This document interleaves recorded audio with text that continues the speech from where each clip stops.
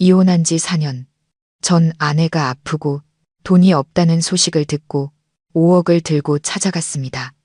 그리고 그녀를 마주한 순간 저는 그 자리에 얼어붙고 말았습니다. 서울의 밤, 장대 같은 비가 쏟아집니다. 마치 이 소란스러운 도시의 먼지를 모두 씻어내려는 듯 거센 빗줄기가 창문을 때리지만 제 마음을 잠식한 공허함만은 씻어내지 못합니다. 저는 지금 이곳, 제 젊음과 눈물을 모두 바쳐 이뤄낸 강남의 고급 빌라 최상층에 서 있습니다. 손에는 붉은 와인잔이 들려있고 눈은 하염없이 칠흑 같은 밤하늘을 향합니다. 두꺼운 강화 유리에 부딪히는 빗방울 소리가 유난히 차갑고 처량하게 들려옵니다. 4년, 제가 이혼 서류에 도장을 찍은 지 꼭 4년이 흘렀습니다. 세상 사람들이 말하는 실패한 결혼에 마침표를 찍던 그날, 저는 드디어 무거운 짐을 벗어 던졌다고 생각했습니다. 평범하고 답답했던 아내라는 굴레에서 벗어나 성공이라는 드넓은 바다를 마음껏 헤엄칠 수 있으리라 믿었죠. 그리고 저는 성공했습니다. 네, 눈부시게 성공했죠. 제 건설 회사는 이제 서울에서 모르는 사람이 없을 정도입니다. 수십억짜리 계약, 해외 파트너와의 악수, 화려한 조명 아래 펼쳐지는 파티. 이 모든 것은 한때 시골뜨기 민준의 뜨거운 꿈이었습니다. 하지만 모든 것을 손에 쥔 지금 왜 마음은 이렇게 차갑게 식어버린 걸까요? 저는 창가에서 몸을 돌려 차가운 대리석 바닥을 맨발로 밟았습니다. 100평이 넘는 이 넓은 집에 저는 혼자 삽니다. 소파부터 샹들리에, 바닥의 카펫까지 모두 최고급 수입품으로 채웠죠. 모든 것이 돈의 향기, 성공의 향기를 뿜어내지만 가장 중요한 가족의 온기는 없었습니다. 저는 소파에 몸을 던지고 눈을 감았습니다. 고요한 공간 속에서 에어컨 소리와 빗소리만이 귓가를 맴돕니다. 그러자 잊고 있던 기억들이 느린 필름처럼 재생되기 시작했습니다. 10년 전 비 오던 어느 날, 그때 우린 마포구의 좁고 축축한 반지하 방에서 신혼을 보내고 있었습니다. 비만 오면 하수구가 역류해 복도가 물에 잠겼고 낡은 지붕에선 빗물이 뚝뚝 떨어졌죠. 하지만 제 아내 서연은 단 한 번도 불평하지 않았습니다. 묵묵히 양동이로 빗물을 받아내고 제가 일할 자리는 마른 걸레로 닦아주던 작고 여린 사람이었습니다. 그녀의 분주하던 모습이 눈에 선합니다. 밤새 프로젝트와 씨름하는 저를 위해 끓여주던 따뜻한 흰죽. 지쳐 쓰러진 제 어깨를 주무르던 거칠고 투박했던 손길. 가난했지만 행복했습니다. 된장찌개에 김치 하나뿐인 초라한 밥상이었지만 어찌나 따뜻했던지요. 우리의 웃음소리는 가난한 동네를 가득 채웠습니다. 서연은 늘 말했습니다. 당신은 걱정 말고 일에만 전념해요. 집안일은 내가 다 할게요. 당신은 꼭 큰 사람이 될 거예요. 그녀는 저를 전적으로 믿었고 자신의 청춘과 아름다움을 희생하며 든든한 버팀목이 되어 주었습니다. 하지만 제가 조금씩 성공 가도를 달리자 저는 그녀가 제게 어울리지 않는다고 생각하기 시작했습니다. 촌스럽고 옷 입을 줄도 모르고 사교성도 부족하다며 그녀를 타박했습니다. 주방에서 기름 냄새를 풍기는 그녀를 볼 때마다 짜증이 났습니다. 반면 제 주변의 여비서나 파트너들은 언제나 향수 냄새를 풍기며 세련됐으니까요. 저의 성공과 함께 우리 사이의 거리는 점점 더 멀어졌습니다. 저는 일과 밤샘 술자리에 빠져 살았고 텅 빈 집에서 그녀를 외롭게 내버려 두었습니다. 결국 올 것이 오고야 말았죠. 우리는 이혼했습니다.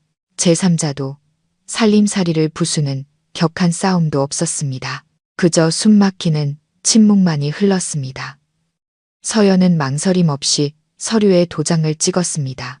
눈물 한 방울 흘리지 않는 그녀의 메마른 눈동자 속에서 저는 무너져 내린 믿음과 깊은 절망을 보았습니다. 그녀는 비바람이 몰아치던 그 밤, 낡은 옷 몇 벌만 챙겨 떠났습니다.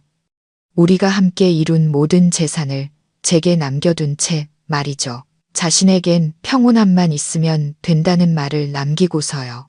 지난 4년간 저는 한 번도 그녀에게 연락하지 않았습니다. 공허함을 채우기 위해 숱한 여자들을 만났고 끝없는 유흥에 몸을 던졌습니다. 하지만 화려할수록 더 깊은 외로움이 찾아왔습니다. 오늘 밤 빗소리는 마치 제 마음의 흐느낌 같습니다. 지금쯤 그녀는 어디서 무얼 하고 있을까? 그토록 원하던 평온을 찾았을까? 아니면 나처럼 홀로 슬픔을 곱씹고 있을까? 저는 와인을 단숨에 들이켰습니다. 씁쓸하면서도 달콤한 와인의 맛이 꼭 제 인생 같았습니다. 쓴맛, 단맛 모두 맛보았지만 결국 남은 것은 시큰한 아픔뿐이었습니다. 마음속에서 스멀스멀 피어오르는 죄책감을 떨치려 잠자리에 들려던 순간 테이블 위 휴대폰이 요란하게 울렸습니다. 정적을 깨는 벨소리에 심장이 덜컥 내려앉았습니다. 모르는 번호였습니다. 밤 11시가 넘었는데 누구일까요? 회사에 무슨 일이라도 생긴 걸까요? 잠시 망설이다 전화를 받았습니다. 여보세요 하기도 전에 수화기 너머로 차 소리와 빗소리가 뒤섞인 다급한 목소리가 들려왔습니다. 불길한 예감에 심장이 미친 듯이 뛰기 시작했습니다. 저는 잠긴 목소리로 물었습니다. 누구세요? 몇 초간의 침묵 끝에 들려온 목소리는 너무나 익숙했습니다. 까마득한 과거에서 들려오는 듯한 목소리. 대학 시절 제 절친이자 우리가 이혼한 후에도 유일하게 서연과 저 모두와 연락을 유지했던 현우였습니다. 하지만 현우와도 연락이 끊긴 지 오래였습니다. 제가 성공에 취해 옛 친구들을 멀리한 후부터는요. 이 전화는 분명 안부 인사나 술 한잔 하자는 연락이 아닐 겁니다. 뭔가 아주 심각한, 끔찍한 일이 벌어졌음이 틀림없습니다. 그리고 이어진 현우의 말은 제 귀에 날아와 박힌 벼락과도 같았습니다. 손에 들고 있던 와인잔이 바닥으로 떨어져 산산조각 났습니다. 날카로운 유리 파편들이 사방으로 튀었고 조명에 반사되어 제 심장을 도려내는 듯 차가운 빛을 뿜어냈습니다. 저는 그 자리에 못 박힌 듯 서서 온몸을 떨었습니다. 귓가에 윙하는 소리가 울리며 빗소리마저 들리지 않았습니다. 오직 현우의 목소리만이 머릿속을 헤집으며 고통스럽게 메아리쳤습니다. 저는 휴대폰을 든 손을 부들부들 떨며 그 자리에 얼어붙었습니다. 수화기 너머 현우의 다급한 목소리가 계속 들려왔지만 제 귀에는 서연이가 병원에 위독해 돈이 하나도 없대 같은 단어들만 칼날처럼 박혔습니다. 저는 간신히 정신을 차리고 심호흡을 했습니다. 떨리는 목소리로 서연이 어느 병원에 있는지 상태가 어떤지 물었습니다. 현우는 서연이 대학병원 응급중환자실에 있다고 했습니다. 오늘 오후에 일하던 공장에서 쓰러져 실려왔는데 의사 진단은 심각한 영양실조와 급성 폐렴이라고 했습니다. 비를 맞으며 고되게 일하면서도 제대로 치료받지 않아 병을 키운 것 같다고요. 그리고 현우가 덧붙인 말에 제 심장은 그대로 멈추는 듯 했습니다. 서연이 병원비를 낼 돈이 한 푼도 없다는 겁니다. 가족은 멀리 있고 기댈 친구 하나 없이 혼자 중환자실에 누워 있다고요. 마침 가족 병문안을 갔던 현우가 우연히 그녀를 발견하고 너무 안타까워 제게 연락할 수밖에 없었다고 했습니다. 우리가 헤어진 지 오래라는 걸 알면서도 말이죠. 현우의 말을 듣는 내내 속이 불타는 것 같았습니다. 머릿속에 서연의 모습이 떠올랐습니다. 젊고 아름다웠던 아내가 아닌 차가운 병상에 홀로 누워 가쁜 숨을 몰아쉬는 깡마른 여인의 모습이었습니다. 죄책감이 그 어느 때보다 거세게 밀려왔습니다. 이혼할 때 제가 준 돈이면 적어도 먹고 사는 걱정은 없이 편히 지낼 수 있을 거라 생각했는데 어쩌다 이 지경이 된 걸까요? 왜 돈이 없어 쓰러질 때까지 몸을 혹사해야만 했을까요? 저는 현우에게 이혼할 때 준 돈은 어떻게 된 거냐고 물었습니다. 설마 그 돈을 다 써버린 거냐고요. 수화기 넘어 현우는 깊은 한숨을 내쉬며 제가 아직도 아내를 전혀 모른다고 탓했습니다. 그날 서연은 빈손으로 떠났다고 합니다. 낡은 옷 몇 벌 외에는 아무것도 가져가지 않았다고요. 제가 계좌로 보내준 돈은 제게 알리지도 않고 고스란히 저희 어머니의 병원비로 붙인 뒤 모든 연락을 끊었다는 겁니다. 그녀는 빠듯한 공장 월급으로 하루하루를 버티며 살아왔던 것입니다. 저는 망연자실했습니다. 전혀 몰랐던 사실이었습니다. 어머니는 그 돈에 대해 한마디도 하지 않으셨습니다. 저는 전남편으로서의 책임을 다했다고 그녀에게 충분한 생활비를 주었다고 착각하고 있었습니다. 모든 것이 제 오만과 잔인할 정도의 무관심이 낳은 결과였습니다. 서연아, 서연아, 왜 그렇게 어리석었어? 왜 그렇게 스스로를 괴롭힌 거야? 자존심이 대체 얼마나 강하기에 굶어 죽을지언정 내 돈은 한 푼도 받지 않으려 했던 거야. 저는 전화를 끊자마자 옷걸이에 외투를 집어들고 방을 뛰쳐나왔습니다. 단 1초도 지체할 수 없었습니다. 당장 병원으로 가야 했습니다. 서연을 봐야 했습니다. 제 머릿속엔 오직 그녀를 살려야 한다는 생각뿐이었습니다. 조강지처의 정, 한때 부부였던 그 인연이 그녀를 이 위기 속에 내버려 두는 것을 허락하지 않았습니다. 지하 주차장으로 내려가자 번쩍이는 제 고급 세단이 보였습니다. 그때 사무실 구석에 놓인 작은 금고가 눈에 들어왔습니다. 그 안에는 이달 말에 더 비싼 신차로 바꾸기 위해 모아둔 현금 5억이 들어 있었습니다. 저는 순간 멈칫했습니다. 5억, 제 피땀이 섞인 적지 않은 돈입니다. 하지만 서연의 목숨에 비하면, 그녀가 저를 위해 희생한 세월에 비하면 이 돈은 아무것도 아니었습니다. 저는 금고로 달려가 돈 다발 전부를 가방에 쓸어 담았습니다. 한치의 망설임도 없었습니다. 차는 나중에 사도 되지만 사람 목숨은 기다려주지 않으니까요. 만약 오늘 밤 제가 가지 않는다면, 만약 서연에게 무슨 일이라도 생긴다면 저는 평생을 후회와 죄책감 속에서 살게 될 겁니다. 저는 운전석에 앉아 시동을 걸었습니다. 굉음과 함께 차고 문이 열리자 새하얀 빗줄기가 눈앞을 가렸습니다. 저는 엑셀을 밟아 칠흑 같은 어둠 속으로 굵은 비를 뚫고 질주했습니다. 와이퍼가 쉴 새 없이 움직였지만 쏟아지는 비를 감당하지 못했습니다. 텅 빈 도로 위 가로등 불빛만이 무릉덩이에 어지럽게 번졌습니다. 애가 탔습니다. 저는 운전을 하면서 간절히 기도했습니다. 제발 서연이 무사하게 해달라고, 제발 늦지 않게 도착하게 해달라고. 이렇게 두려웠던 적은 처음이었습니다. 돈을 잃을까봐, 사업에 실패할까봐 느끼는 두려움이 아니었습니다. 한때 내 삶의 일부였던 소중했던 사람을 잃을지도 모른다는 공포였습니다. 우리는 부부가 아니게 되었지만 그 깊었던 정은 여전히 제 마음속에 남아 있었습니다. 꺼진 불씨처럼 남아있다가 작은 바람에도 거세게 타오를 준비를 하고 있었던 겁니다. 현우의 말이 귓가에 맴돌았습니다. 과로로 쓰러진 서연, 지난 4년간 그녀는 얼마나 힘들게 살았던 걸까요? 제가 좋은 옷 입고 좋은 차 타고 좋은 집에서 살 동안 그녀는 하루하루를 버티기 위해 발버둥 쳤을 겁니다.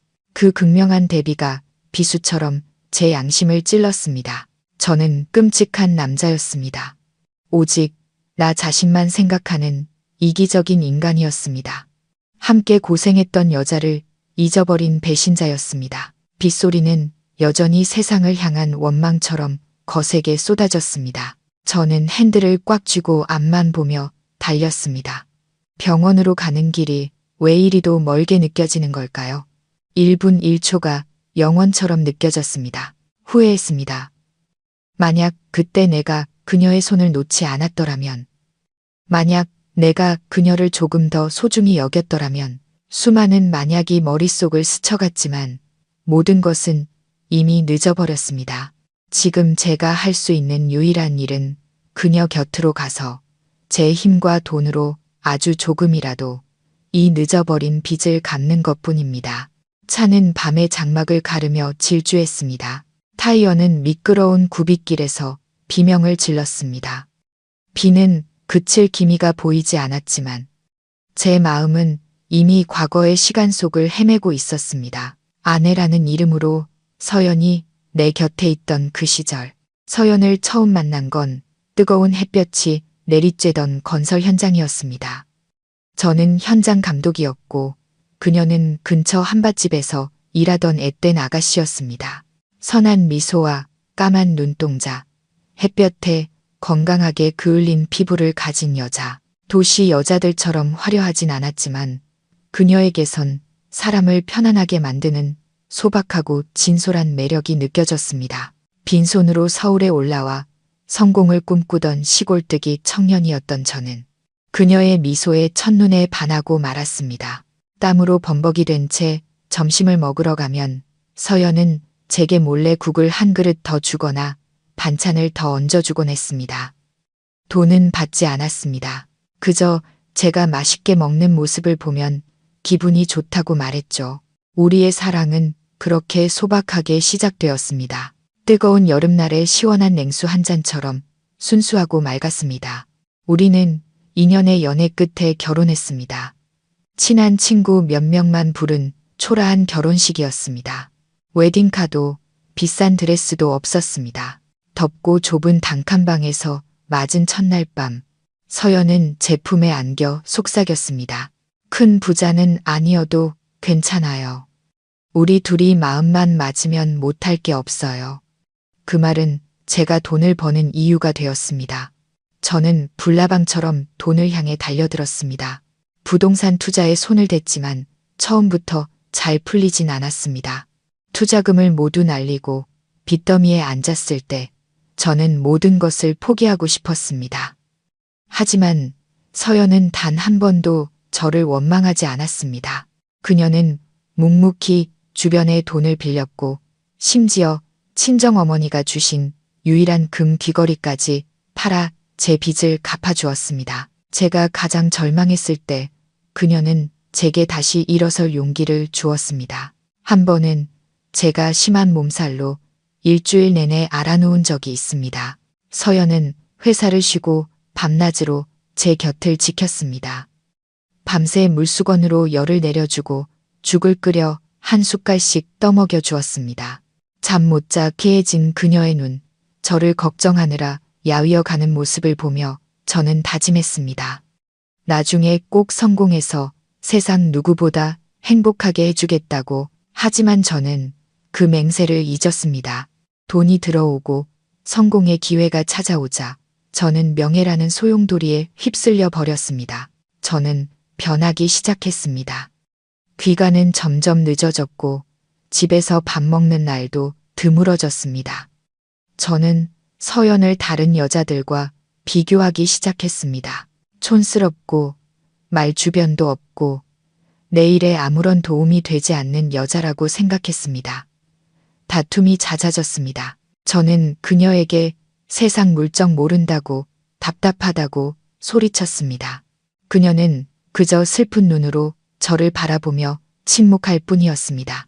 그녀의 침묵은 저를 더욱 화나게 했습니다. 제 집이 숨막히게 느껴졌습니다. 벗어나고 싶었습니다. 더 세련되고 똑똑하고 멋진 여자를 만나고 싶었습니다. 그리고 결국 제가 먼저 이혼을 요구했습니다.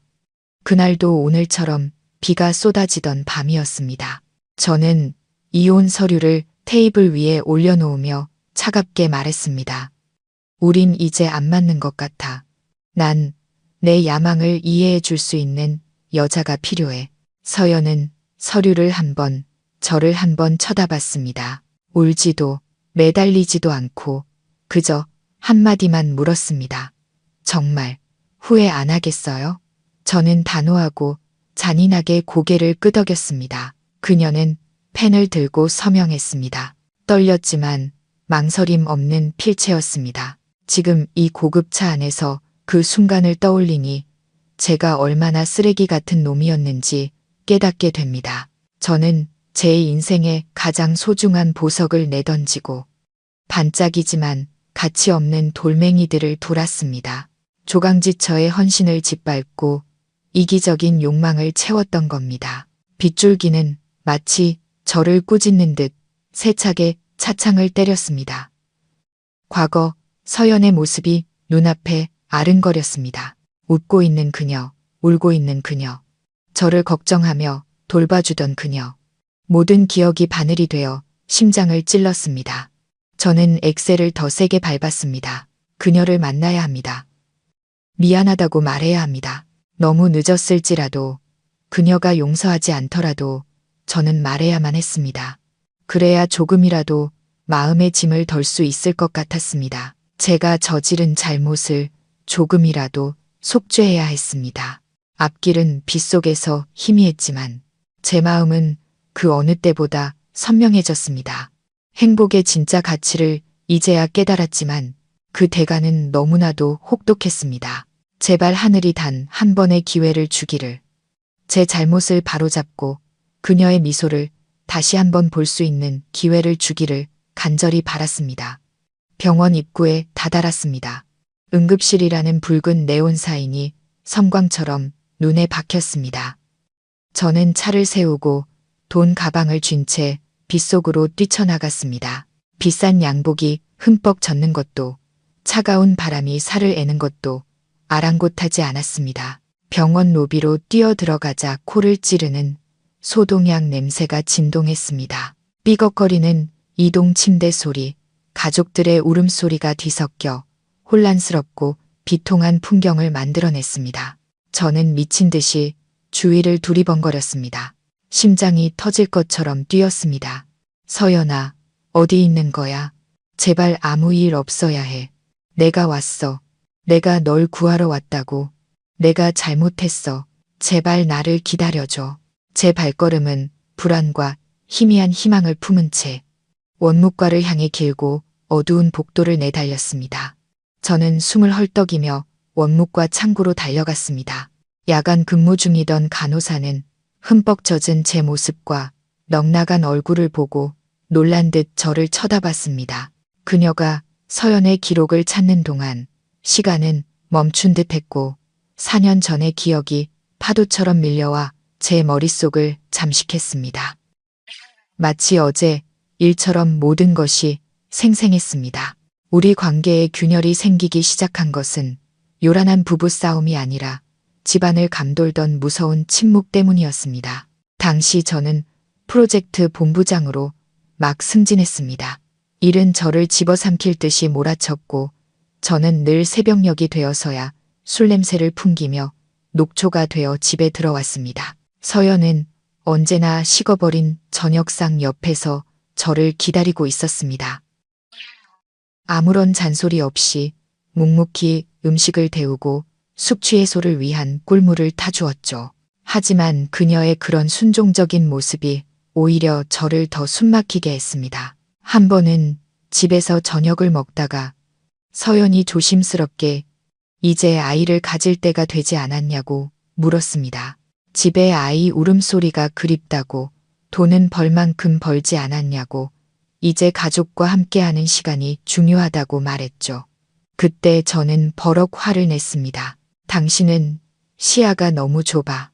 주방에만 박혀있는 여자가 남자의 큰 뜻을 어떻게 알겠어. 난 지금 한창 올라가고 있는데 애한테 발목 잡힐 순 없다고. 그때 서연의 눈빛은 너무나 슬퍼 보였습니다. 지금 다시 생각해도 가슴이 아릴 만큼 깊은 슬픔이었습니다. 그녀는 고개를 숙였고 뜨거운 눈물이 밥그릇 위로 뚝뚝 떨어졌습니다. 그날 이후 우리 사이에는 보이지 않는 벽이 생겼습니다. 저는 더 큰 계약과 화려한 인맥에만 몰두했습니다. 서연이 점점 시시하고 격이 맞지 않는 사람처럼 느껴졌습니다. 오늘 뭐 먹을래? 셔츠 다려놨어. 같은 질문만 하는 아내가 아니라 함께 파티에 참석하고 경제와 부동산 투자에 대해 논할 수 있는 여자가 필요하다고 생각했습니다. 관계가 파국으로 치달은 것은 결혼 5주년 기념일이었습니다. 중요한 해외 투자자들을 접대하느라 저는 그날을 까맣게 잊고 있었습니다. 아주 늦게 집에 돌아왔을 때 서연은 촛농이 흘러내린 케이크와 꺼져버린 촛불 2개가 놓인 식탁 옆에 주저앉아 있었습니다. 퉁퉁 부은 눈으로 저를 올려다보며 그녀는 딱 한마디를 했습니다. 우리 이제 그만해요. 나 너무 지쳤어요. 더는 당신을 다사갈 수가 없어요. 그 가벼운 한마디가 찬물처럼 제 뺨을 때렸습니다. 하지만 당시의 저는 오만함과 자존심 때문에 그녀를 붙잡지 않았습니다. 그녀가 없어도 잘 살 수 있다고, 오히려 더 자유로워질 거라고 생각했습니다. 저는 잔인할 정도로 무심하게 이혼 서류에 도장을 찍었습니다. 우리 둘 모두를 위한 해방이라고 믿으면서요. 제가 몰랐던 것은 그 도장 하나가 제가 사랑했던 여자를 비극으로, 그리고 저 자신을 뒤늦은 후회의 구렁텅이로 밀어 넣었다는 사실이었습니다. 찾았습니다. 간호사의 목소리가 제 상념을 끊었습니다. 그녀는 환자가 내과 병동 307호에 있다고 알려주었습니다. 저는 현실로 돌아와 작게 감사 인사를 하고 무거운 발걸음을 돌렸습니다. 과거라는 돌덩이가 제 마음을 짓누르고 있었습니다. 수납 영수증을 손에 들고 저는 수천만 원에 달하는 금액을 보며 가슴이 미어졌습니다. 이 돈은 제게 하룻밤 술값, 명품 가방 하나 값에 불과하지만 서연에게는 전 재산이자 삶과 죽음의 경계선이었을 겁니다. 서연이 돈이 없어 복도에 누워 기다려야 했다는 현우의 말이 떠올랐습니다.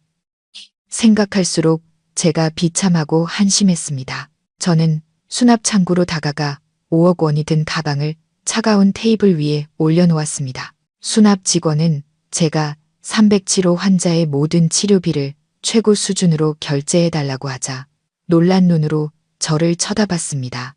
저는 서연을 VIP 병실로 옮기고 24시간 간병인을 붙이고 가장 비싼 약을 써달라고 했습니다. 돈이 얼마가 들든 상관없으니 사람만 살려달라고 말했습니다. 직원은 떨리는 손으로 돈을 셌고 저는 복잡한 심경으로 서 있었습니다. 사람들은 정이 끝나도 의리는 남는다고 합니다. 하물며 우리는 인생의 가장 힘든 시기를 5년이나 함께한 부부였습니다. 그 조강지처의 정을 저는 지난 4년간 무관심과 시간의 먼지 속에 파묻어 두고 있었습니다. 이제 생사의 갈림길 앞에서야 그 정이 거세게 되살아나 저에게 행동하라고, 과거의 잘못을 갚으라고 외치고 있었습니다. 만약 오늘 내가 오지 않았다면 서연은 어떻게 됐을까? 그 생각에 등골이 오싹해졌습니다. 저는 돈이 전부라고, 성공과 행복의 척도라고 믿었습니다. 하지만 소독약 냄새가 진동하는 이 병원 한가운데 서보니 돈은 사랑하는 이의 평온을 지켜주지 못한다면 그저 종이 조각에 불과하다는 것을 깨달았습니다. 이 5억은 제 허영심을 채우기 위해 더 좋은 차를 사려고 모아둔 돈이었습니다. 하지만 지금 서연의 목숨을 구하는데 이 돈을 쓰니 제가 가졌던 그 어떤 재산보다도 의미 있게 느껴졌습니다. 저는 붉은 도장이 찍힌 영수증을 들었습니다. 마치 속죄의 증표를 받은 기분이었습니다. 돈으로 시간을 되돌릴 수도, 제가 서연에게 준 마음의 상처를 지울 수도 없다는 것을 압니다. 하지만 적어도 이 돈이 제 양심을 갉아먹는 죄책감을 조금이나마 덜어주길 바랐습니다. 저는 다짐했습니다. 앞으로 무슨 일이 있어도 다시는 서연이 고통받게 두지 않겠다고, 남은 인생을 그녀에게 빚을 갚으며 살겠다고. 가난했던 시절부터 제가 그녀에게 졌던 그 마음의 빚을 말입니다. 수납 창구를 떠나는 제 발걸음은 한결 단단해졌습니다. 저는 더 이상 거만한 건설사 대표가 아니었습니다. 그저 자신의 양심과 책임을 되찾으려는 한 남편, 한 남자일 뿐이었습니다. 앞길은 멀고 험하겠지만 저는 계속 나아가야 함을 알았습니다. 서연을 위해, 그리고 제 안에서 깨어나는 선한 자아를 위해. 엘리베이터에 올라 3층 버튼을 눌렀습니다. 사방이 스테인리스 벽으로 둘러싸인 좁은 공간에 비친 제 초췌한 모습이 부끄러워 고개를 숙였습니다. 엘리베이터 문이 열리자 차가운 공기가 확 끼쳐와 몸을 움츠렸습니다. 한밤중의 병원 복도는 으스스할 정도로 고요하고 어두웠습니다. 희미한 형광등 불빛이 길게 뻗은 복도를 비추었고 바닥 타일 위로 제 그림자가 위태롭게 흔들렸습니다. 소독약 냄새, 알코올 냄새, 키키한 냄새가 뒤섞여 역한 향기를 만들어냈습니다. 복도 양옆의 의자에는 간간히 환자 보호자들이 웅크린 채 불안한 잠을 자고 있었습니다. 모두의 얼굴엔 근심이 가득했습니다. 긴 복도 위로 제 발소리만이 외롭게 울려 퍼졌습니다. 굳게 닫힌 병실 문틈으로 인공호흡기 소리, 밤의 정적을 깨는 기침 소리가 새어 나왔습니다. 이곳에서 삶과 죽음의 경계는 너무나도 희미했습니다. 사람들은 한 번의 호흡, 한 번의 심장 박동을 위해 사투를 벌이고 있었습니다. 바깥 세상은 여전히 쾌락과 욕망으로 들끓고 있는데도 말이죠. 저는 자연의 섭리 앞에서 한없이 작고 무력하게 느껴졌습니다. 저의 부와 권력은 이 순간 아무런 의미가 없었습니다. 돈으로 죽음의 신에게 서연을 비켜가라고 명령할 수도, 권위로 그녀를 괴롭히는 병을 쫓아낼 수도 없었습니다. 저는 그저 가혹한 운명 앞에서 벌벌 떠는 평범한 남자에 불과했습니다. 307호에 가까워질수록 심장이 거세게 뛰었습니다. 진실을 마주하기가 두려웠습니다. 초췌해진 서연의 모습을 보는 것이, 그녀의 원망 어린 눈빛을 마주하는 것이 두려웠습니다.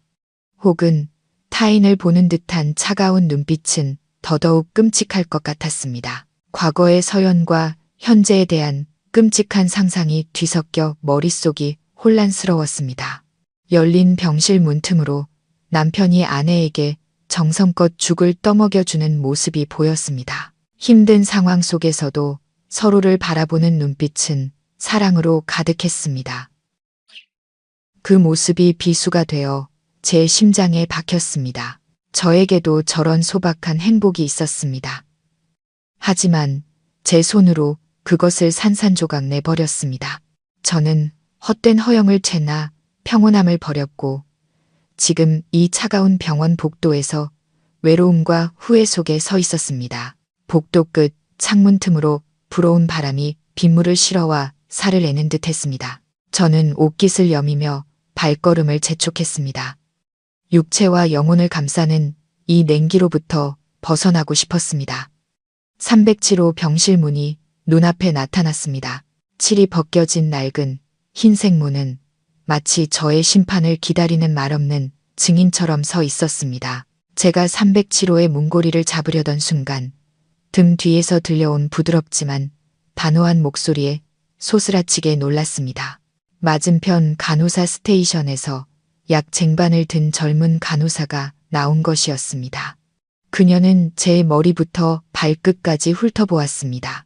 흠뻑 젖은 명품 옷과 흙투성이 구두를 보며 의아한 표정을 지었습니다. 그녀는 조용히 하라는 듯 손가락을 입술에 가져다 댔습니다. 그리고 속삭였습니다. 서연 씨 보호자분이세요. 조용히 해주세요. 저는 고개를 끄덕이며 거친 숨을 골랐습니다. 이어진 그녀의 말에 저는 벼락이라도 맞은 듯 그 자리에 얼어붙었습니다. 따님이 겨우 잠들었어요. 불쌍하게도 엄마만 찾으며 계속 울더라고요. 어젯밤에도 뜬 눈으로 세웠는데 방금 겨우 잠들었으니 깨우지 말아주세요. 따님이라는 두 글자가 제 귓가에 폭탄처럼 터졌습니다. 저는 믿을 수 없다는 듯 간호사에게 되물었습니다. 네, 따님이요. 서연이한테 딸이 있었나요? 간호사는 마치 제가 외계인이라도 되는 듯 이상한 눈으로 저를 쳐다봤습니다. 어머, 모르셨어요?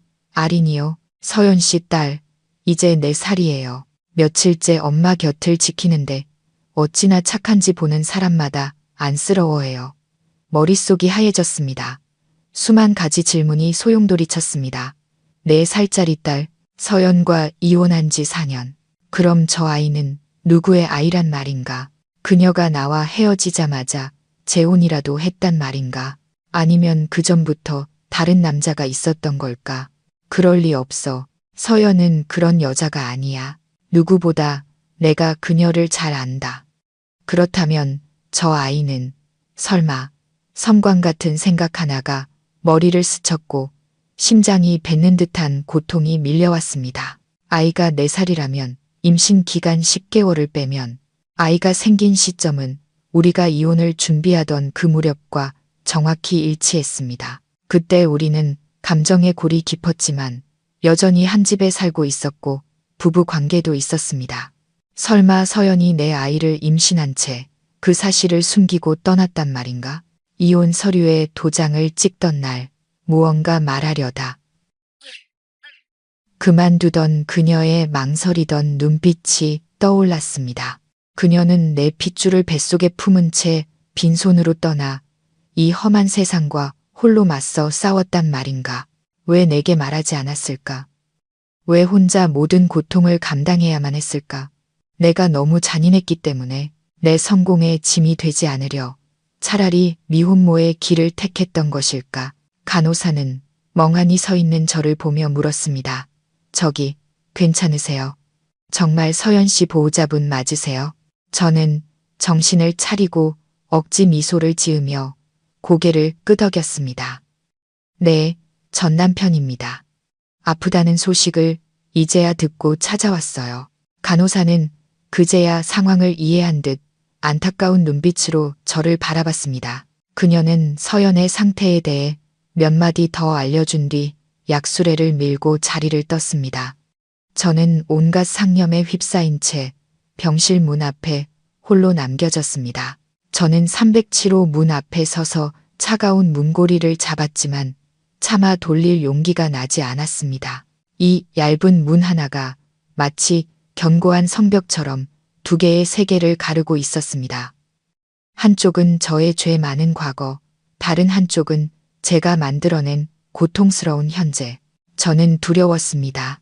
평생 하늘 무서운 줄 모르고 살아온 이 민준이 고작 문 하나 앞에서 공포에 떨고 있었습니다. 서연을 마주하는 것이 두려웠습니다. 시간과 병마가 그녀에게 남긴 상처를 보는 것이 두려웠습니다. 하지만 무엇보다도 그 아이를 마주하는 것이 가장 두려웠습니다. 만약 정말 내 아이라면 나는 어떻게 해야 할까? 뱃속에 있을 때부터 버려둔 아비로서 무슨 낯으로 아이를 본단 말인가? 무슨 자격으로 아이의 얼굴을 보고 아빠라는 말을 들을 수 있단 말인가? 병실 안은 이상할 정도로 고요했습니다. 저는 문에 귀를 대고 안의 기척을 살폈습니다. 울음소리도 말소리도 없이 정적만이 흘렀습니다. 그 고요함이 제 공포를 더욱 증폭시켰습니다. 침대에 미동 없이 누워있는 서연과 아비의 온기 없이 웅크린 채 잠든 깡마른 아이의 모습이 그려졌습니다. 저는 뒷걸음질 벽에 등을 기댔습니다. 병원 안 공기는 차가운데도 식은땀이 이마를 타고 흘렀습니다. 도망치고 싶었습니다. 내 안에 비겁한 자아가 속삭였습니다.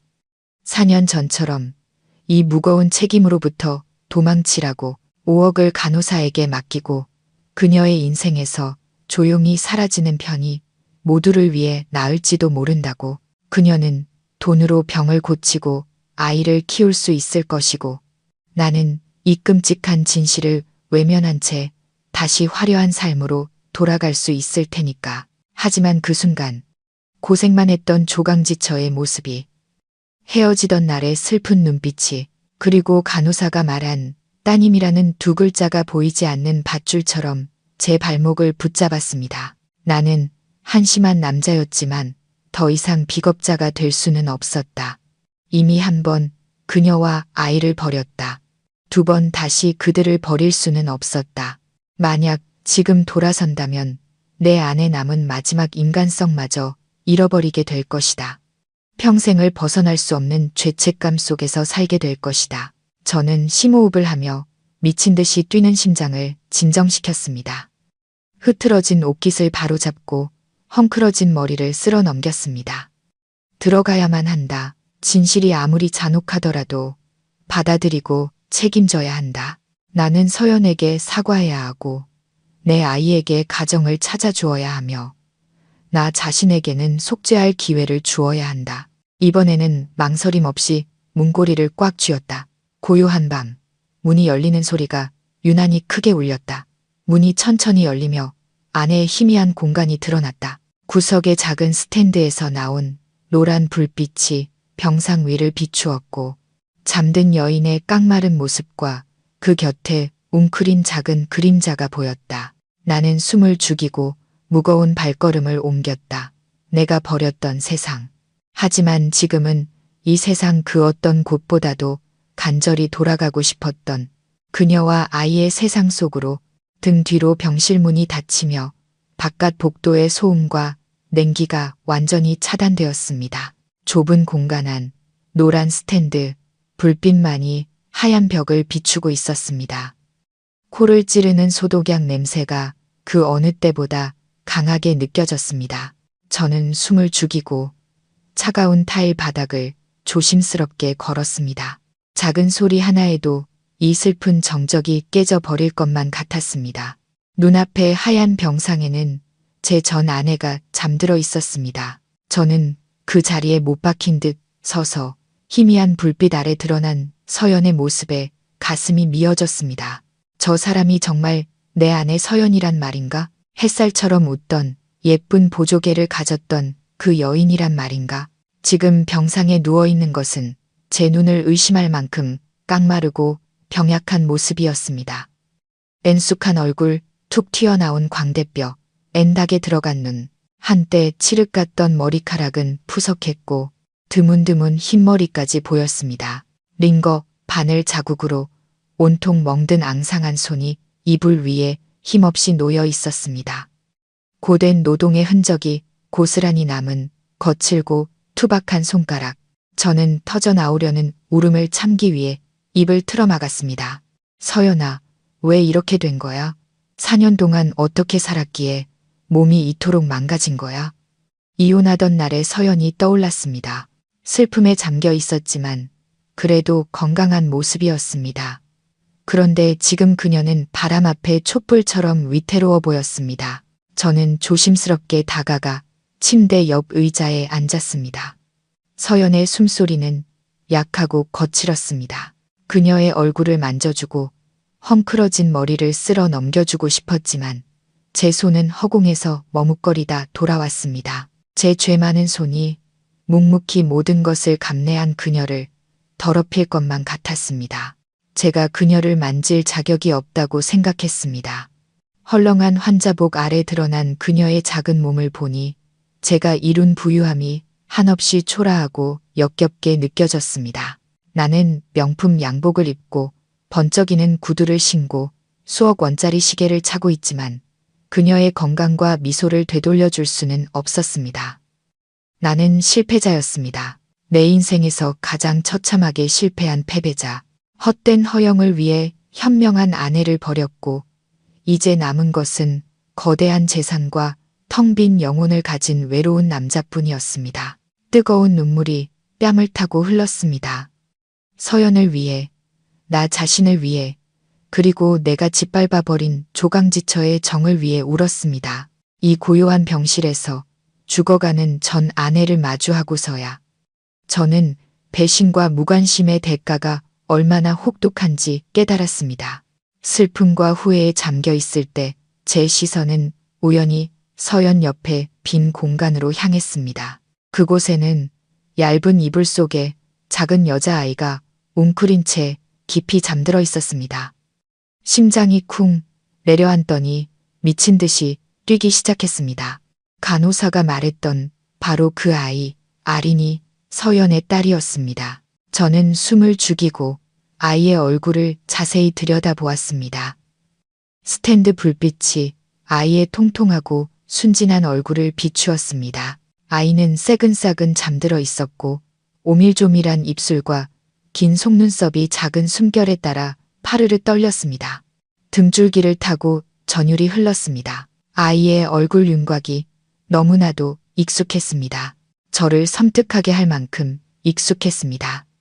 고집스러워 보이는 높은 이마, 오뚝한 콧날, 그리고 누가 봐도 저를 빼닮은 턱선까지 제 어린 시절 사진과 눈앞에 잠자는 천사를 비교해 보았습니다. 틀림없었습니다. 모든 것이 조각한 듯 저와 똑같았습니다. 이 아이는 다른 남자의 아이가 아니었습니다. 내 아이, 내 핏줄이었습니다. 손에 힘이 풀리며 5억 원이 든 가방이 쿵 소리를 내며 바닥에 떨어졌습니다. 고요한 공간 속에서 그 소리는 마치 망치 소리처럼 요란하게 울렸습니다. 저는 그 자리에 얼어붙어 아이에게서 눈을 떼지 못했습니다. 하늘과 땅이 뒤집히는 기분이었습니다. 진실은 너무나도 적나라하고 잔인했습니다. 서연은 내 아이를 낳았다.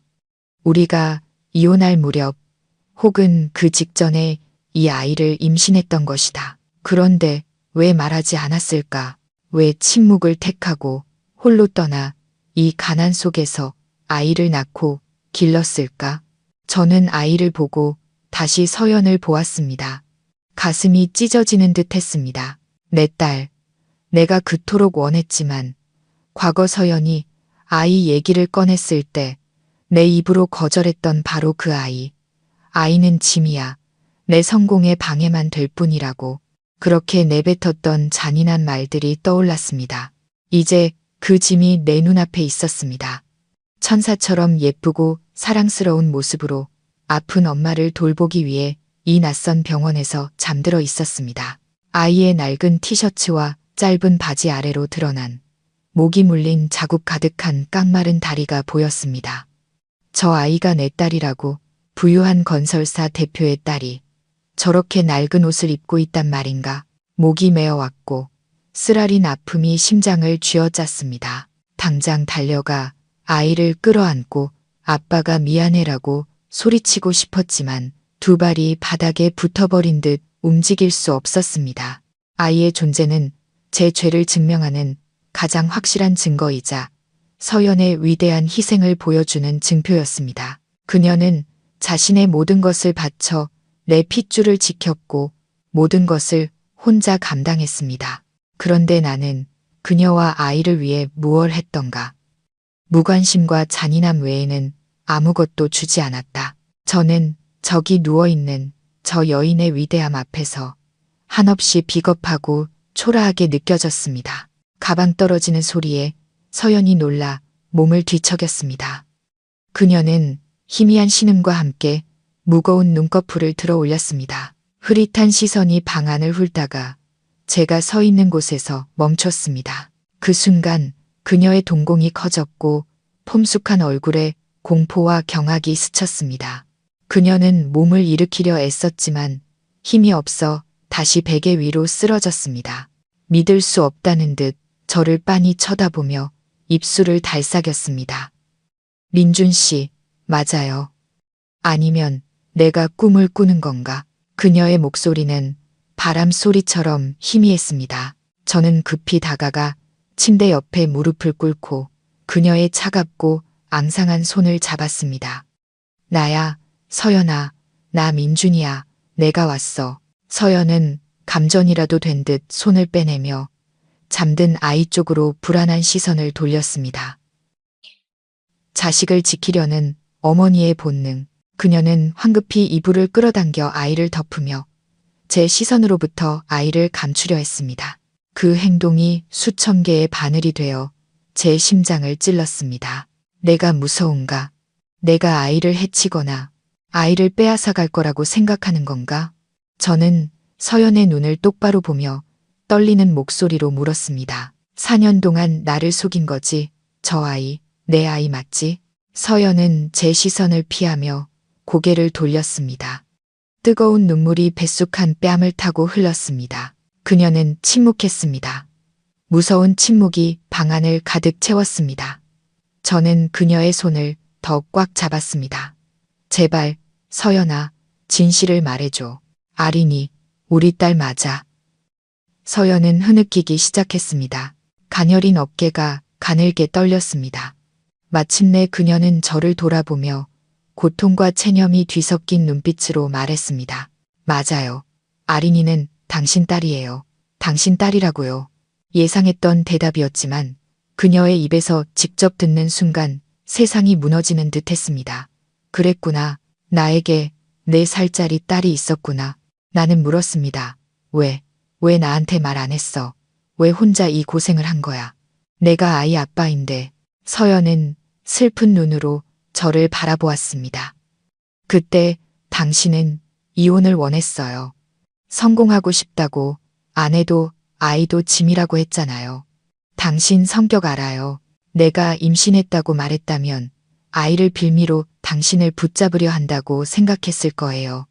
당신의 미래를 가로막는 걸림돌이 되고 싶지 않았어요. 당신이 원하는 대로 자유롭게 높이 날아가길 바랐어요.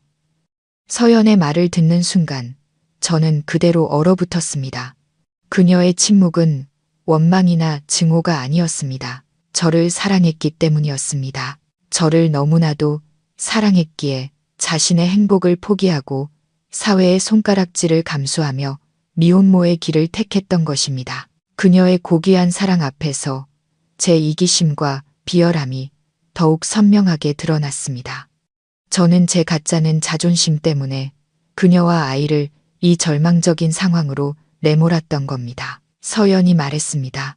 평생 당신에게 숨기려고 했어요. 나 혼자 힘으로 아이를 키우려고요. 하지만 하늘이 무심하게도 내가 이렇게 아프게 됐네요. 혹시 나한테 무슨 일이 생기면 우리 아린이가 혼자 남겨질까봐 너무 무서웠어요. 미안해요. 당신을 속여서 정말 미안해요. 저는 그녀의 손 위로 고개를 떨구고 아이처럼 울음을 터뜨렸습니다. 미안해야 할 사람은 나야. 내가 죄인이야. 내가 쓰레기고 나쁜 놈이야. 내가 너희 둘을 버렸어. 미안해, 서연아. 아가야, 미안하다. 제 울음소리는 서연의 흐느낌과 뒤섞여 뒤늦은 후회와 사랑이 담긴 슬픈 노래처럼 병실 안에 울려 퍼졌습니다. 격한 감정이 지나가고 병실 안에는 창밖에 빗소리만이 남았습니다. 서연은 힘겹게 지난 4년의 세월을 털어놓았습니다. 눈물과 굴욕으로 가득했던 그녀가 홀로 걸어온 길이었습니다. 집을 나온 뒤 그녀는 가난한 노동자들이 모여 사는 동네의 작은 옥탑방을 구했다고 합니다. 배가 점점 불러오자 변변한 직장을 구하기 어려웠습니다. 결국 식당 주방에서 허드렛 일을 하고 밤에는 부엌거리를 가져와 뜬 눈으로 밤을 새웠습니다. 입덧이 심해 아무것도 먹지 못할 때는 물만 마시며 버텼다고 했습니다. 서러움에 복받쳐 홀로 배를 부여잡고 운 밤도 많았지만 뱃속의 아이를 생각하며 눈물을 닦고 다시 일어섰다고 했습니다. 아이를 낳는 날도 그녀는 혼자였습니다. 한밤중 진통이 시작되자 스스로 택시를 잡아 병원으로 향했습니다. 다른 산모들 곁을 지키는 남편과 가족들을 보며 사무치는 외로움을 느꼈다고 합니다. 그녀는 살을 찢는 고통 속에서도 아무도 위로해줄 사람이 없다는 생각에 소리내 울지도 못하고 이를 악물었다고 합니다. 아린이의 첫 울음소리를 들었을 때 벅찬 행복과 함께 막막한 미래에 대한 두려움이 밀려왔다고 했습니다. 홀로 아이를 키우는 것은 상상 이상으로 힘들었습니다. 아린이는 잔병 치레가 잦았고 약값과 기저귀 값은 늘 부족했습니다. 그녀는 남들보다 2~3배는 더 일해야 했습니다. 낮에는 봉제 공장에서 일하고 밤에는 전단지를 돌리거나 식당 아르바이트를 했습니다.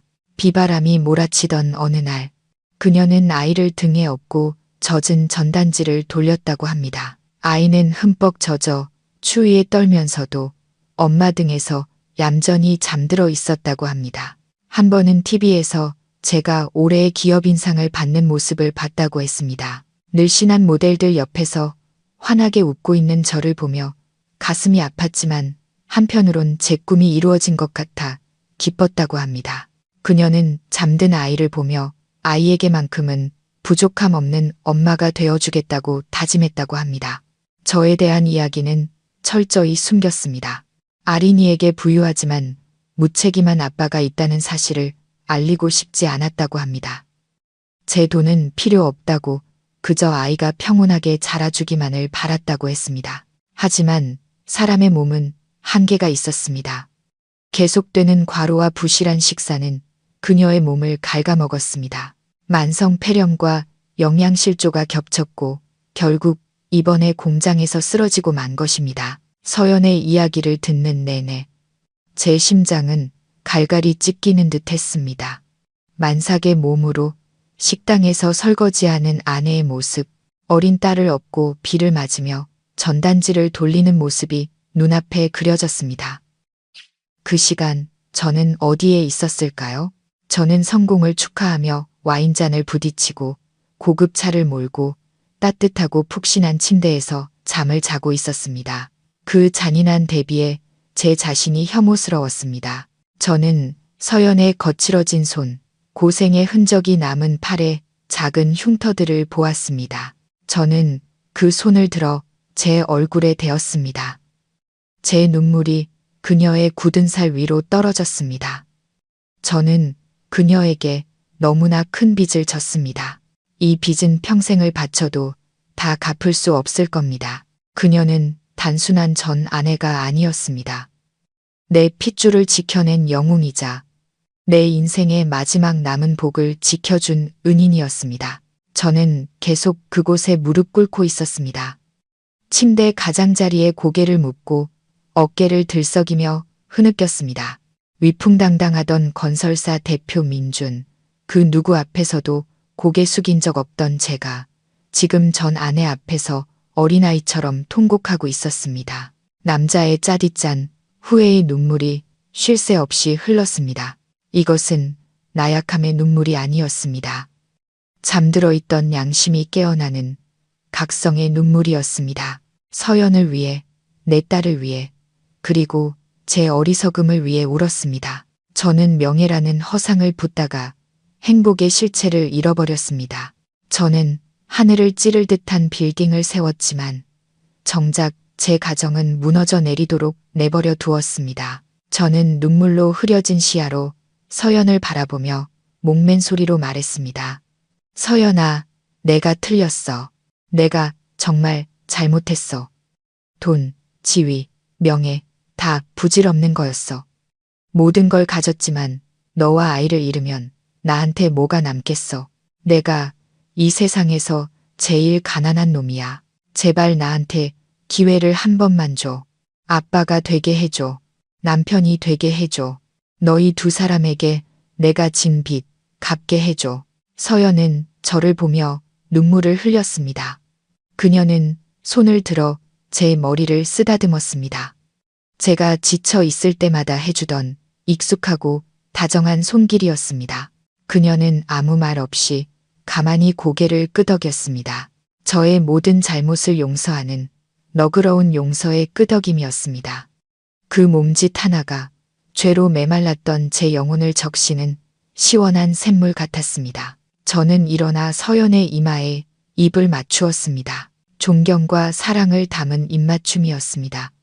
그리고 저는 아이에게로 고개를 돌렸습니다. 아린이는 아빠가 바로 곁에 와 있다는 사실도 모른 채 깊은 잠에 빠져 있었습니다. 저는 떨리는 손으로 아이의 뺨을 만졌습니다. 부드러운 피부에서 전해져 오는 온기를 느끼며 속삭였습니다. 아빠야, 아가, 아빠가 이제 왔어. 이제 아무데도 안 가.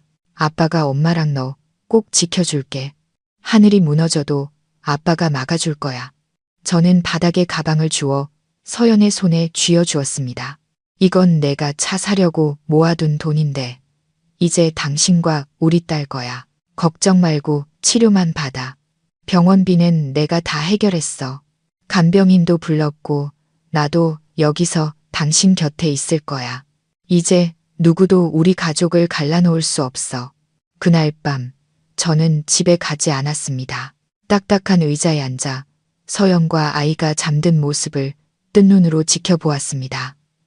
새근사근 잠든 두 사람을 보니 이상하게도 마음이 평온해졌습니다. 창밖에 비는 그쳤고 동쪽 하늘에서 새벽빛이 비치기 시작했습니다. 새로운 날이 오고 있었습니다. 그리고 제 인생 또한 새로운 장을 향해 나아가고 있음을 직감했습니다. 사랑과 책임, 그리고 상처를 치유하는 새로운 시작을 향해서 아침 햇살이 커튼 틈으로 비집고 들어와 잠을 깨웠습니다. 딱딱한 의자에서 웅크리고 잔 탓에 온몸이 쑤셨지만 침대 위 두 사람을 보자 피로가 눈 녹듯 사라졌습니다. 서연은 어제보다 한결 편안한 숨을 내쉬며 자고 있었고 아린이는 이불 속에서 꼼지락거리고 있었습니다. 까맣고 동그란 아이의 눈이 천천히 떠지는 순간 제 심장이 다시 뛰기 시작했습니다. 아린이는 낯선 천장을 멀뚱히 쳐다보다가 엄마를 보고 마침내 제게 시선을 고정했습니다. 헝클어진 모습으로 자기 옆에 앉아있는 낯선 남자를 보고도 아이는 울거나 무서워하지 않았습니다. 그저 호기심 가득한 눈으로 저를 빤히 쳐다볼 뿐이었습니다. 저는 최대한 다정한 미소를 지으려 애썼지만 긴장으로 얼굴 근육이 굳어버렸습니다. 그 순간 시간은 멈춘 듯 했습니다. 제가 4년 동안 잊고 살았던 제 분신, 제 핏줄과 마주하고 있었습니다. 아이에게 인사를 건네고 싶었지만 목이 메어 아무 말도 할 수 없었습니다. 아린이는 자리에서 일어나 작은 손으로 눈을 비비더니 엄마를 살짝 흔들며 물었습니다. 엄마, 이 아저씨는 누구야? 아이의 맑고 청아한 목소리가 제 메마른 영혼을 어루만지는 듯 했습니다. 서연은 깜짝 놀라 잠에서 깨 아이를 품에 안고는 제게 미안한 눈빛을 보냈습니다. 저는 황급히 아이를 안심시키려 말했습니다. 아저씨는 엄마 친구야. 엄마랑 아린이 보러 왔어. 혹시 아저씨 기억나니? 아린이는 고개를 도리도리 저었습니다. 부드러운 머리카락이 흩날리는 모습에 제 마음이 녹아내렸습니다. 저는 떨리는 손을 내밀어 아이의 통통한 얼굴을 만져보고 싶었지만 아이가 놀랄까봐 차마 그러지 못했습니다. 그런데 놀랍게도 아린이는 제 손을 피하지 않고 오히려 작은 손으로 제 거친 손가락을 만졌습니다. 손끝에서 전해져 오는 따뜻한 온기가 심장까지 전해지며 지금껏 느껴보지 못했던 숭고한 부성애가 솟아올랐습니다. 콧등이 시큰해졌습니다. 이 아이가 내 딸이구나. 뼈와 살을 가진 진짜 내 딸이 매일 밤 후회 속에서 그리던 꿈이 아닌 현실로 내 눈앞에 있구나. 서연은 저와 아이를 보며 눈시울을 붉혔습니다. 그녀는 아이에게 조용히 말했습니다. 아린아, 민준 아저씨한테 인사드려. 아저씨가 엄마 많이 도와주셨어. 아린이는 얌전히 손을 모으고 말했습니다. 안녕하세요, 아저씨. 아이의 예의 바른 인사에 기쁘면서도 가슴이 아팠습니다. 아이가 저를 아저씨라고 부르는 것이 서글펐습니다. 이 보이지 않는 벽을 허물기 위해선 앞으로 정말 많은 노력이 필요할 것임을 직감했습니다. 그날 아침 저는 곧바로 서연을 병원 VIP 병실로 옮겼습니다. 서연은 돈이 아깝다며 극구 말렸지만 저는 단호했습니다. 걱정하지 마. 내가 평생 당신한테 진 빚에 비하면 이 돈은 아무것도 아니야. 새로 옮긴 병실은 넓고 쾌적했습니다. 저는 전문 간병인도 고용했지만 서연과 아린이의 식사와 개인적인 돌봄은 제 손으로 직접 하고 싶다고 말했습니다. 아주 작은 것부터 시작해 제가 진 빚을 조금씩 갚아나가고 싶었습니다. 그날 오후 서연이 링거를 맞는 동안 저는 옆에서 과일을 깎았습니다. 칼질이 서툴러 사과는 울퉁불퉁 깎였지만 서연은 그 모습을 보고 웃음을 터뜨렸습니다. 잘 나가는 대표님이 사과 하나 제대로 못 깎네. 창피한 줄 알아요. 저도 멋쩍게 웃으며 말했습니다. 앞으로 배울 거야. 요리부터 빨래, 아이 돌보는 것까지 전부 다 배울게. 당신만 허락해 준다면. 저는 서연의 손을 잡고 진지하게 말했습니다. 약속할게. 이제부터 내가 남편으로서, 아빠로서 모든 책임을 다할게. 다시는 당신과 아이가 아무 걱정 없이 살게 해줄게. 당신은 치료에만 전념하고 우리 아린이 잘 키우기만 해. 세상 모든 힘든 일은 내가 다 막아줄게. 이제 일보다 가족이 먼저야. 가족 없는 성공은 아무 의미 없다는 걸 이제야 깨달았어. 서연은 눈물을 글썽이며 저를 바라보았습니다. 그녀는 아무 말 없이 제 손을 힘주어 잡았습니다. 잿더미가 된 과거 속에서 신뢰의 불씨가 다시 피어나는 순간이었습니다. 저는 이 약속의 무게를 알았지만 충분히 감당할 수 있다고 믿었습니다. 이제 저는 헛된 명예가 아닌 세상에서 가장 사랑하는 사람들을 위해 싸울 것이기 때문입니다.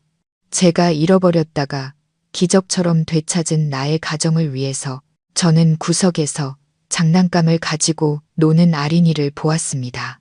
아이는 나무 블록으로 집을 만들고 있었습니다. 저는 마음속으로 다짐했습니다. 저 아이에게 진짜 집을 지어주겠다고. 벽돌이 아닌 사랑과 헌신으로 지은 아빠의 집을, 아이가 언제나 평온하게 돌아올 수 있는 그런 집을 말입니다. 저는 회사 경영을 부사장에게 모두 맡기고 장기 휴가를 냈습니다. 오직 서연과 아린이를 돌보는 데만 집중하기 위해서였습니다. 일 중독이던 제가 회사를 비우자 직원들은 모두 놀라 수군댔지만 저는 신경 쓰지 않았습니다. 지금 제게는 아내의 밥 한 끼, 아이의 잠자리가 그 어떤 계약보다 중요했습니다. 매일 아침 일찍 일어나 시장에 가서 가장 신선한 재료를 사왔습니다. 양복 입은 남자가 장바구니를 들고 채소값을 흥정하는 모습에 시장 아주머니들은 웃음을 터뜨렸습니다. 저는 인터넷 레시피를 보며 서툴게 죽을 끓이고 국을 만들었습니다. 처음에는 태우고 짜게 만들기 일쑤였지만 땀 흘리며 요리하는 시간이 행복했습니다. 따뜻한 죽을 보온병에 담아 병원으로 가져가 서연에게 한 숟갈씩 떠먹여 주었습니다. 그녀가 맛있게 먹고 하루하루 건강을 되찾는 모습을 보는 것이 수백억짜리 계약을 따내는 것보다 더 큰 기쁨이었습니다. 아린이는 처음엔 저를 경계했지만 제가 엄마를 정성껏 돌보는 모습을 보고 조금씩 마음을 열기 시작했습니다. 어느 날 오후 아린이가 헝클어진 머리를 끙끙대며 묵으려 하고 있었습니다. 저는 아이에게 다가가 아저씨가 도와줄까 하고 물었습니다. 계약서에 사인하고 와인잔을 잡던 손으로 저는 딸의 머리를 빗겨주었습니다. 조심스럽게 엉킨 머리를 풀고 서툴게 양갈래로 따아주었습니다. 삐뚤빼뚤한 모양이었지만 아린이는 거울을 보며 무척이나 좋아했습니다. 엄마, 아저씨가 머리 예쁘게 묶어줬어요. 그 순간 저는 아빠가 되는 기쁨이 얼마나 소박한 것인지 깨달았습니다. 아이의 미소를 보고 아이가 내 이름을 불러주는 것만으로도 세상 모든 시름이 사라지는 기분이었습니다. 저는 아이와 소꿉놀이를 하고 매일 밤 동화책을 읽어주었습니다. 유치하다고 생각했던 공주님 이야기는 이제 줄줄 외울 정도가 되었습니다. 저와 아린이 사이의 유대감은 날마다 깊어졌습니다. 아이는 이제 저를 보면 달려와 안겼습니다. 서연은 그런 우리를 보며 행복한 미소를 지었습니다. 아린이가 아빠 사랑을 못 받고 자라서 늘 안쓰러웠는데 당신이 있으니 아이가 훨씬 밝아졌어요. 그 말에 기쁘면서도 가슴 한편이 아려왔습니다. 아이가 겪었을 외로움을 몇백, 몇천 배로 갚아주겠다고 다짐했습니다. 그날은 비가 부슬부슬 내리는 저녁이었습니다. 서연은 이제 침대에 기대 앉아 뜨개질을 할 수 있을 정도로 회복되었습니다. 저는 바닥에 앉아 아린이에게 콩쥐팥쥐 이야기를 읽어주고 있었습니다. 이야기가 클라이맥스에 이르렀을 때 아린이가 갑자기 제 말을 끊고 물었습니다. 그 순진한 질문에 제 심장이 덜컥 내려앉았습니다. 아저씨, 동화 속에는 다 아빠 엄마가 있는데 왜 나는 엄마밖에 없어요? 내 아빠는 어디 갔어요? 아이의 갑작스러운 질문에 방 안의 공기가 무겁게 가라앉았습니다. 서연은 뜨개질을 멈추고 눈물을 감추려 고개를 돌렸습니다. 저는 침묵 속에서 아이의 맑은 눈을 들여다보았습니다. 가슴이 저며왔습니다. 이제 아이에게 진실을 말해줄 때가 왔습니다. 저는 심호흡을 하고 아린이를 들어 제 무릎 위에 앉혔습니다. 저는 떨리는 목소리로 아이에게 물었습니다. 아린이는 아저씨가 아빠였으면 좋겠어. 아린이는 제 얼굴을 올려다보며 눈을 반짝였습니다. 고개를 세차게 끄덕이며 말했습니다. 네, 아저씨는 착하고 엄마랑 나를 사랑해 주잖아요. 아저씨가 내 아빠였으면 좋겠어요. 저는 목이 메어왔습니다. 뜨거운 눈물이 뺨을 타고 흘렀습니다.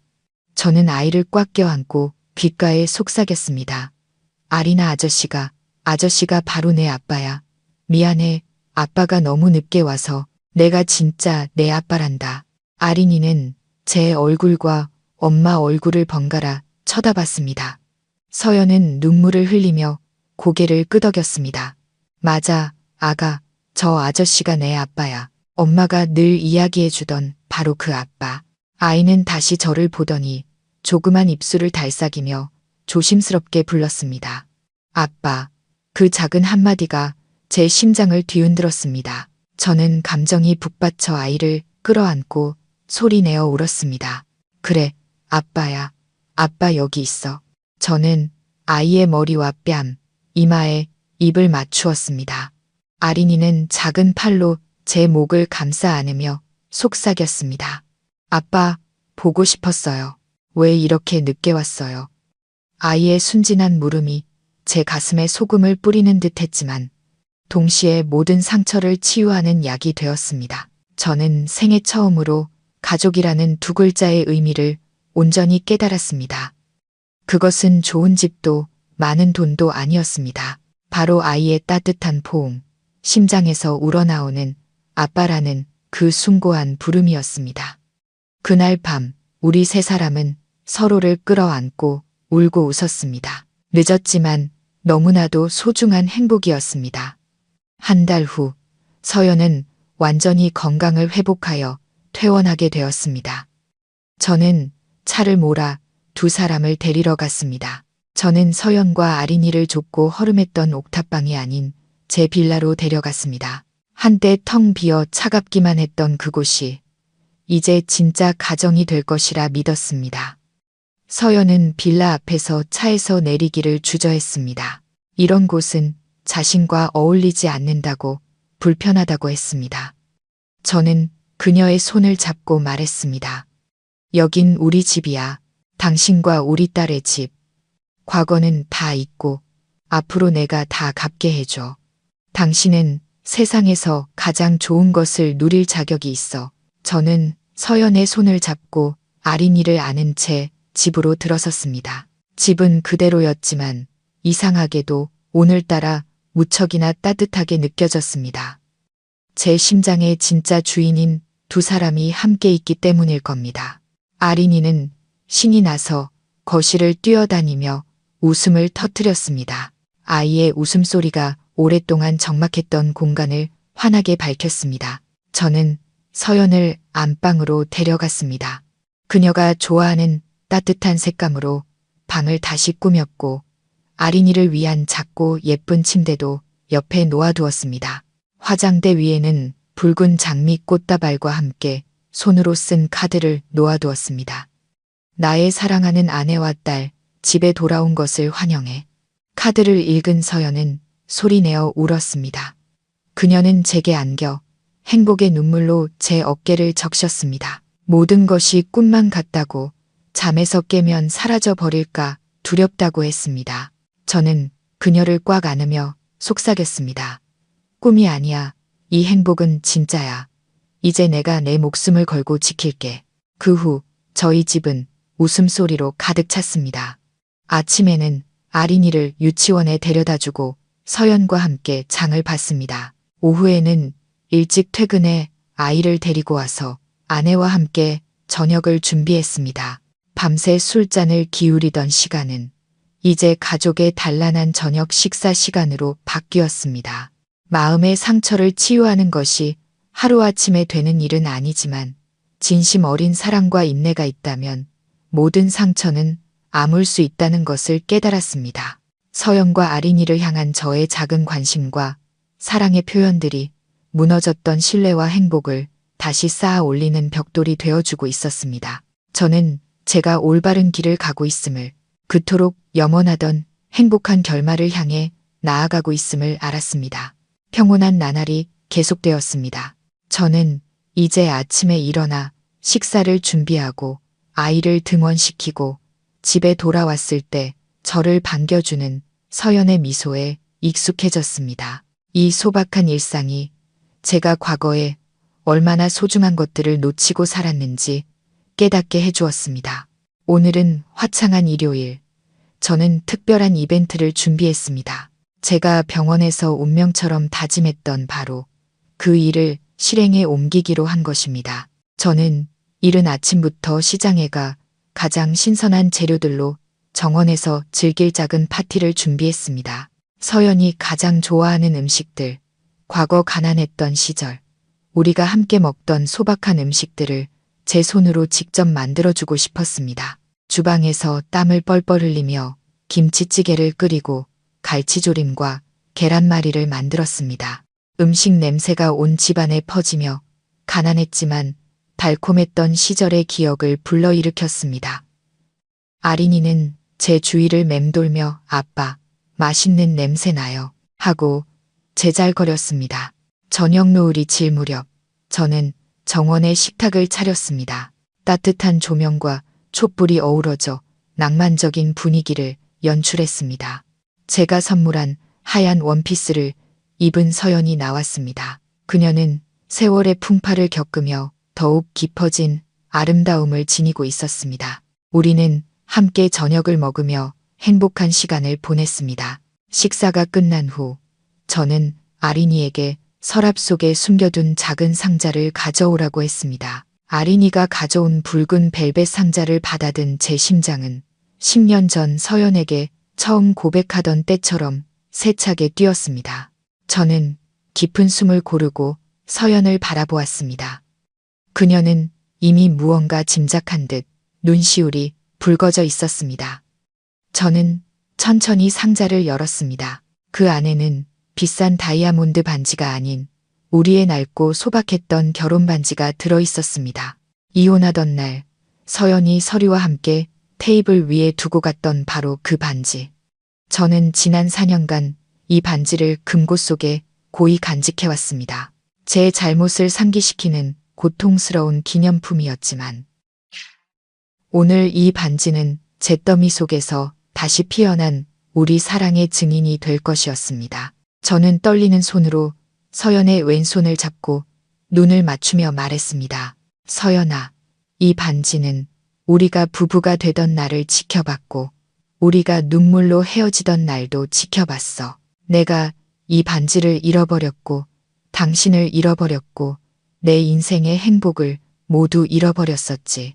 하지만 하늘이 우리를 가엾게 여겨 당신과 우리 딸을 다시 찾을 기회를 줬어. 오늘 우리 딸이 보는 앞에서 이 반지를 다시 당신에게 끼워주고 싶어.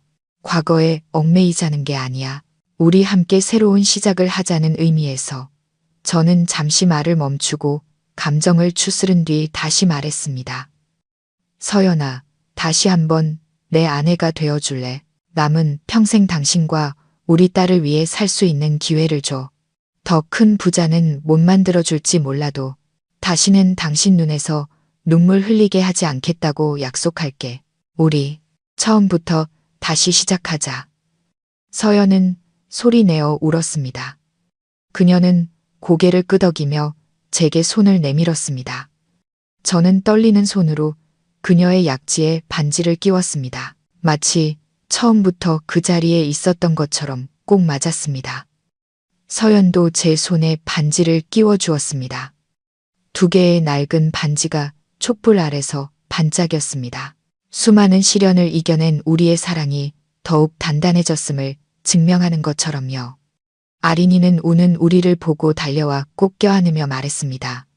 엄마, 아빠 울지 마세요. 아린이가 속상해요. 저는 아이를 품에 안고 눈물 섞인 미소를 지으며 말했습니다. 아빠, 엄마는 기뻐서 우는 거야. 아가, 이제 우리 가족 영원히 함께야. 다시는 헤어지지 않아.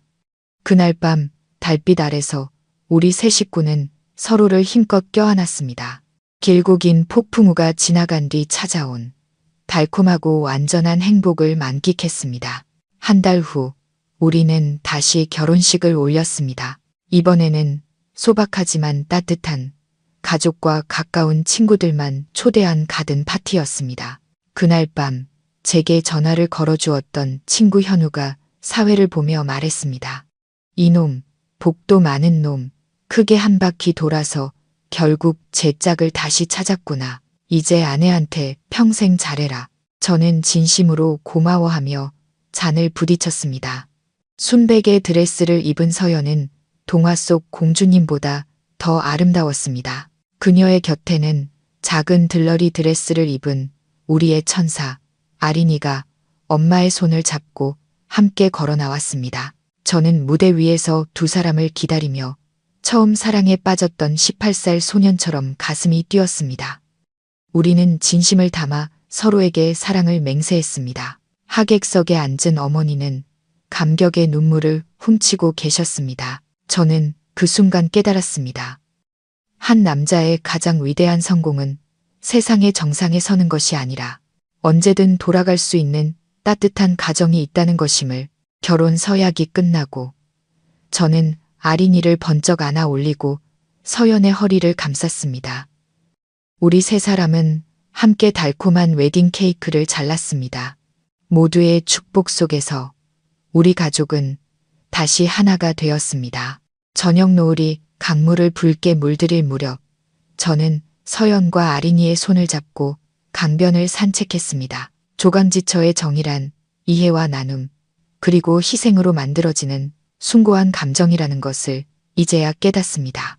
비를 맞아본 사람만이 맑은 날의 소중함을 알고 잃어본 사람만이 함께하는 시간의 가치를 아는 법입니다. 저는 제게 잘못을 바로잡을 기회를 준 이 세상 모든 것에 감사했습니다. 앞에서 아린이가 제잘거리며 우리를 불렀습니다. 엄마, 아빠, 빨리 오세요. 저와 서연은 서로를 보며 미소 짓고 아이를 향해 함께 걸어갔습니다. 햇살과 바람 속에서 하나로 겹쳐진 우리 세 사람의 그림자는 그 무엇으로도 떼어놓을 수 없는 견고한 가족의 모습이었습니다. 제 인생의 책장을 덮으며 혹시 저처럼 성공만을 택고 있는 분들께 진심으로 전하고 싶습니다. 절대 가정을 버리지 마십시오. 무대의 조명이 꺼지고 사람들의 박수갈채가 폐섰을 때 곁에 남아주는 것은 오직 가족뿐입니다. 돈은 다시 벌 수 있지만 한번 깨진 부부의 정은 진심과 노력이 없으면 되돌리기 어렵습니다. 조강지처의 헌신을 당연하게 여기지 마십시오. 곁에 있을 때 그 소중함을 깨닫고 저처럼 뒤늦은 후회로 평생을 아파하지 마시길 바랍니다. 진정한 행복은 당신이 얼마나 높은 빌딩을 세웠는지가 아니라 당신의 아내가 얼마나 평온하게 미소 짓고 당신의 아이가 얼마나 밝게 웃는지에 달려 있습니다. 가족이야말로 세상의 모든 폭풍우를 막아주는 가장 안전한 항구이며 아무 조건 없이 우리를 사랑해주고 지켜주는 가장 위대한 선물입니다.